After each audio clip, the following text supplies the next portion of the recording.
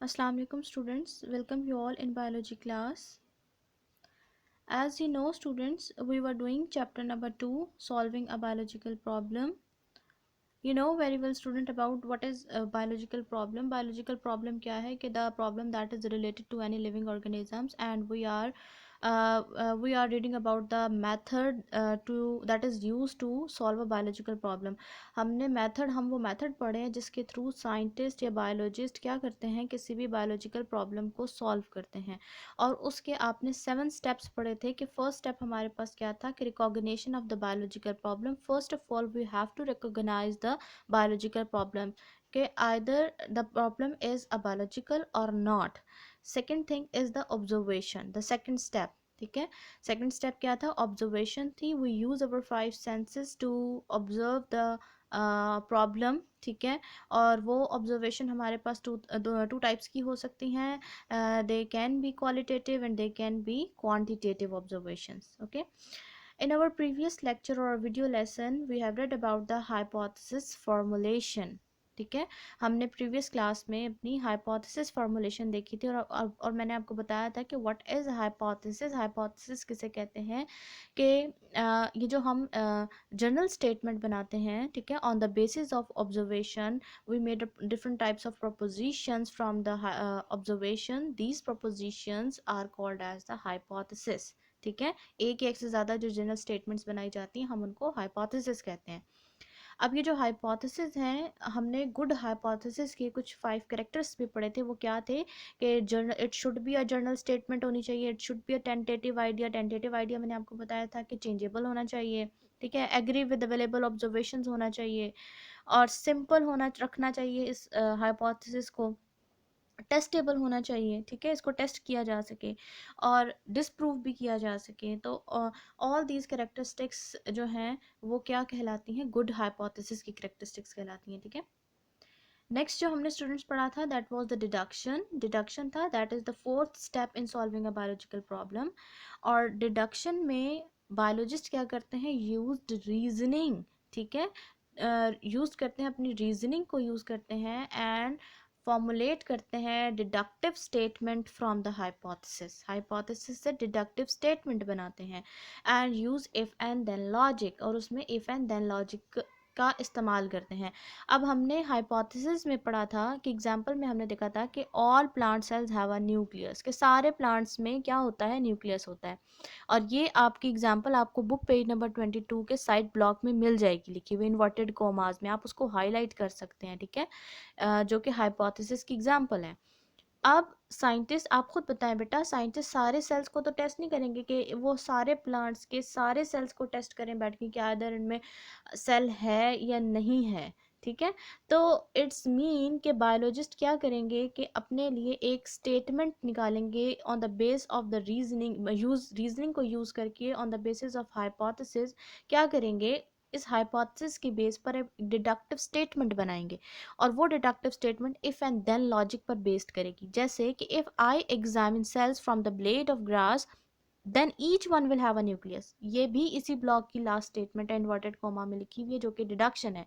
कि बायोलॉजिस्ट ने क्या कहा कि अगर सारे सेल्स में प्लांट, अगर सारे सेल्स के अंदर न्यूक्लियस एग्जिस्ट कर रहा है, तो अगर मैं किसी भी पत्ते के सेल्स, सारे सेल्स को एग्जामिन करूं तो उनमें क्या होना चाहिए, सब में न्यूक्लियस होना चाहिए. ठीक है, उसके अंदर न्यूक्लियस एग्जिस्ट करना चाहिए. तो वो बजाय इसके कि सारे प्लांट्स के सारे सेल्स को टेस्ट किया जाता है, एक डिडक्टिव स्टेटमेंट बना ली है. ठीक है, अब स्टूडेंट हमने यहाँ तक काम कर लिया है, डिडक्शन तक. साइंटिस्ट डिडक्शन तक पहुँच चुके हैं, डिडक्शन उन्होंने कर ली है. अब वो उन स्टेटमेंट का, वो जो स्टेटमेंट उन्होंने बनाई है, अब उन स्टेटमेंट का क्या करेंगे, definitely they will do experiment to prove their hypothesis और डिसप्रूव इट. ठीक है, उसको प्रूव या डिसप्रूव करने के लिए एक्सपेरिमेंटेशंस की जाएंगी, तजर्बे किए जाएंगे. So today we are going to study about the experimentation. आज हम एक्सपेरिमेंटेशन के बारे में पढ़ेंगे. अच्छा, फर्स्ट जो स्टेटमेंट आपकी बुक में लिखी हुई है in the topic of experimentation is the most basic step of biological method. Highlight this statement for the MCQ purpose और for the objective purpose. Okay, कि मोस्ट बेसिक जो स्टेप है बायोलॉजिकल मेथड में वो हमारे पास एक्सपेरिमेंटेशन है.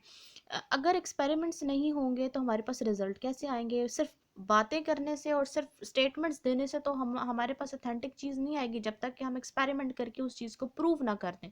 ठीक है, तो साइंटिस्ट भी क्या है कि सिर्फ स्टेटमेंट्स नहीं देते, सिर्फ बातें नहीं करते, बल्कि वो क्या करते हैं, सिर्फ उनका थ्योरेटिकल वर्क नहीं होता बल्कि फिजिकली एक्सपेरिमेंटल वर्क भी होता है, जो अमली तौर पर वो काम करके उसको साबित करके दिखाते हैं। ठीक है, तो फर्स्ट हमारे पास फिर स्टेटमेंट क्या आ गई, most basic step of biological method, सबसे बेसिक स्टेप है बायोलॉजिकल मेथड का। Next, biologist performs experiment to see if hypothesis true और नॉट। अब बायोलॉजिस्ट क्या करते हैं, एक्सपेरिमेंट्स परफॉर्म करते हैं। ये अब एक्सपेरिमेंट्स करने की उन्हें ज़रूरत क्या आई पेश, ठीक है, वो क्यों एक्सपेरिमेंट कर रहे हैं, ये देखने के लिए कि जो स्टेटमेंट उन्होंने दी है, जो हाइपोथेसिस उन्होंने दी है, जो ख्याल उन्होंने दिया है, आइदर इट इज़ ट्रू और फॉल्स, कि वो सही है या गलत है। ठीक है, next, the deduction which are drawn from hypothesis are subjected to rigorous testing. ठीक है, हमने हाइपोथेसिस से क्या बनाया था, हमने हाइपोथेसिस से डिडक्शन बनाई थी, और डिडक्शन सिमिलर वे में बायोलॉजिस्ट या साइंटिस्ट क्या कर रहे हैं, अपनी हाइपोथेसिस से डिडक्शन बना रहे हैं। और जो डिडक्टिव स्टेटमेंट है, इफ एंड देन लॉजिक वाली जो स्टेटमेंट है, अब उस स्टेटमेंट को वो रिगरस टेस्टिंग करेंगे। रिगरस टेस्टिंग मीन क्या है कि उसकी बार बार टेस्टिंग करेंगे। देखिए, जब भी कोई एक्सपेरिमेंट किया जाता है, मे बी पॉसिबल है कि एक साइंटिस्ट ने 3 टाइम्स एक्सपेरिमेंट किया, पहली दफ़ा उसके पास कोई आंसर आया, सेकंड टाइम उसके पास रीडिंग्स कुछ और आई हैं, थर्ड टाइम उसके पास कुछ और आई हैं। इवन कि अगर आप स्टूडेंट्स हैं, आपको भी लैब में खड़ा कर दिया जाए और आपसे कहा जाए कि इस एक्सपेरिमेंट को 2 या 3 बार करें, तो definitely you will receive the different result different times. ठीक है, आपको डिफरेंट, जब आप जितनी बार आप करेंगे आपको डिफरेंट रिजल्ट्स मिल सकते हैं। तो साइंटिस्ट भी क्या करते हैं, बायोलॉजिस्ट भी क्या करते हैं कि जब वो कोई डिडक्शन फॉर्मुलेट कर लेते हैं on the basis of hypothesis, तो वो क्या करते हैं, उसकी रिगरस टेस्टिंग करते हैं। और रिगरस टेस्टिंग क्यों करते हैं, to make their result perfect.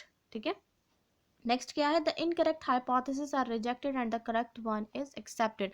अब एक स्टेटमेंट हाइपोथेसिस तो नहीं बनाई थी, एक डिडक्शन तो फॉर्मुलेट नहीं की थी, डेफिनेटली डिफरेंट उसकी डिडक्शंस होंगी, डिफरेंट सजेशंस होंगी। ठीक है, तो फिर उनको क्या किया जाएगा, एक्सपेरिमेंटेशन के जरिए उनको टेस्ट किया जाएगा, उनकी रिगरस टेस्टिंग की जाएगी। रिगरस टेस्टिंग के बाद डेफिनेटली जो इनकरेक्ट होगी, जो गलत साबित होगी, साइंटिस्ट बेवकूफ़ तो नहीं कि उसको आगे लेके चले। ठीक है, तो वो क्या कर दिया जाएगा, उसको रिजेक्ट कर दिया जाएगा, और जो करेक्ट वन होगी इट विल बी एक्सेप्टेड, उसको एक्सेप्ट कर लिया जाएगा। ठीक है, जो सही साबित होगी साइंटिस्ट उसको लेके आगे चलेगा। इन केस कि अगर उसकी सारी हाइपोथेसिस, सारी डिडक्शन गलत साबित हो गई हैं, तो वो फिर दोबारा ऑब्जर्वेशन पे जाएगा, अपने काम को दोबारा देखेगा, दोबारा ऑब्जर्वेशन करेगा, दोबारा डाटा कलेक्ट करेगा, हाइपोथेसिस करेगा, रिडक्शन पे आएगा, फिर एक्सपेरिमेंट करके देखेगा कि अब ठीक है या नहीं ठीक है। और ये प्रोसेस उस वक्त तक रिपीट होता रहता है जब तक कि उसको रिजल्ट्स नहीं मिल जाते हैं। ठीक है, जब रिजल्ट मिल गए हैं, एक्सपेरिमेंट हो गया है, रिजल्ट आ गए हैं उसके मुताबिक, तो वो फिर जाके अगले स्टेप्स पर, अगले स्टेप पर वो जाएगा। ठीक है, उससे पहले अगले स्टेप पर नहीं वो जा सकता। ठीक है, वो बार फिर दोबारा पीछे ऑब्जर्वेशन पे चले जाते हैं। तो accepted hypothesis makes a further predictions that provide an important way to further test its validity.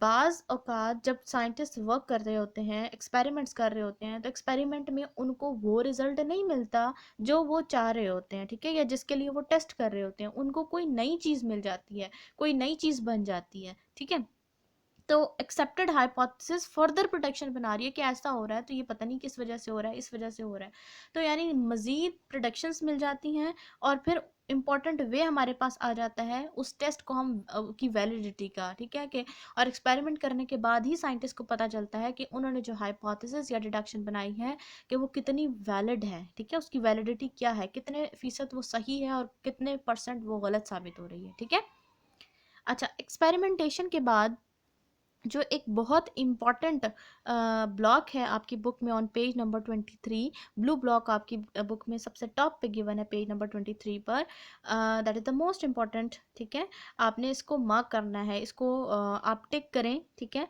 इसको, ताकि आपको पता हो कि ये आपने याद करना है। ठीक है, इस पे क्वेश्चन लिखा हुआ है, what is control in an experiment, कि एक्सपेरिमेंट में कंट्रोल क्या होता है। ठीक है, तो in science when doing experiment it must be controlled experiment. जब भी साइंटिस्ट काम करते हैं तो उनका एक्सपेरिमेंट कंट्रोल्ड होना चाहिए। अब कंट्रोल्ड का क्या मीनिंग है वो आप आगे एग्जाम्पल देखेंगे और इसकी फर्दर स्टेटमेंट्स पढ़ेंगे तो आपको समझ आएगी कि the scientist must contrast an experimental group to a control group. बेटा, जब भी साइंटिस्ट वर्क करते हैं, कोई एक्सपेरिमेंट्स करते हैं, तो वो क्या करते हैं कि अपने जो वर्क है उसको 2 ग्रुप्स में डिवाइड कर देते हैं, एक्सपेरिमेंट को 2 ग्रुप्स में डिवाइड कर देते हैं। First is the experimental group and second one is the control group. एक एक्सपेरिमेंटल ग्रुप बना दिया जाता है, एक हमारे पास कंट्रोल ग्रुप बना दिया जाता है, ठीक है। 2 टाइप्स के ग्रुप बनाए जाते हैं। The 2 groups are treated alike except for the one variable being tested. अब साइंटिस्ट ने जिस चीज़ को टेस्ट करना होता है उस एक वेरिएबल के साथ बाकी तमाम चीज़ें दोनों ग्रुप में एक जैसी रखी जाती हैं, ठीक है। अब उस ये पॉइंट आपको कैसे समझ आएगा?